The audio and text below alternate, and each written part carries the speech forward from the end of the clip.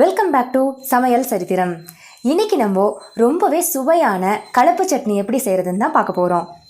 இந்த கலப்பு சட்னியை நீங்கள் தோசையோடு சாப்பிட்லாம், இட்லியோடு சாப்பிட்லாம், சப்பாத்தி, இன்னும் எல்லா டிஃபன் ஐட்டமோடையும் சாப்பிட்லாம். ரொம்பவே நல்லாயிருக்கும். இப்போது நம்ம இந்த கலப்பு சட்னி செய்ய தேவையான பொருட்கள்லாம் பார்த்துடலாம். 4 மீடியம் சைஸ் வெங்காயம் எடுத்து அரிஞ்சு வச்சுருக்கோம். 5 தக்காளி பொடியாக நறுக்கி வச்சுருக்கோம். 1 பூண்டு, சிறிதளவு புளி எடுத்து வச்சுருக்கோம். புளி ரொம்ப நல்லா டேஸ்ட் கொடுக்கும், ரொம்ப கம்மியாக எடுத்துக்கோங்க. 1 துண்டு இஞ்சி நறுக்கி வச்சுருக்கேன். 1 கைப்பிடி கொத்தமல்லி, 1 கைப்பிடி புதினா, 10 வரமிளகா, கொஞ்சம் கட்டி பெருங்காயம். இப்போது கடாயில் எண்ணெய் ஊற்றிட்டோம். எண்ணெய் நல்லா காஞ்சதும் பெருங்காயத்தை போட்டுக்கலாம்.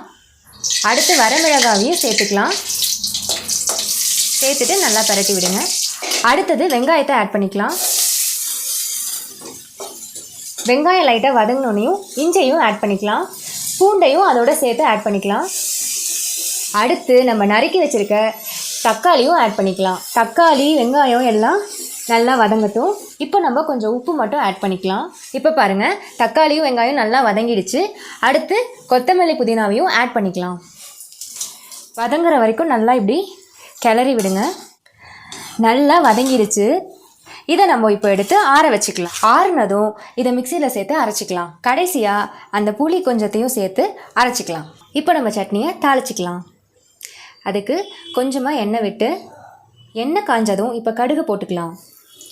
கடுகு நல்லா பொரிஞ்சு வரட்டும். கடுகு பொரிஞ்சதும் உளுத்தம் பருப்பு கொஞ்சம் போட்டுக்கலாம். உளுந்து செவந்ததும் கருவேப்பிலையை ஆட் பண்ணிக்கலாம். இப்போ இந்த தாளிச்சதை நம்ம சட்னியில் ஆட் பண்ணிக்கலாம். சட்னி அரைச்சி எடுத்து வச்சாச்சு. இப்போ நம்ம தாளிச்சதையும் இது மேலே ஆட் பண்ணிக்கலாம். அவ்வளோதாங்க, அசத்தலான கலப்பு சட்னி ரெடி ஆகிடுச்சு. இந்த கலப்பு சட்னியை நம்ம தோசையோட, இட்லியோட, சப்பாத்தியோட எல்லாத்தோடவும் நல்லாவே சாப்பிடலாம். தேங்க்யூ.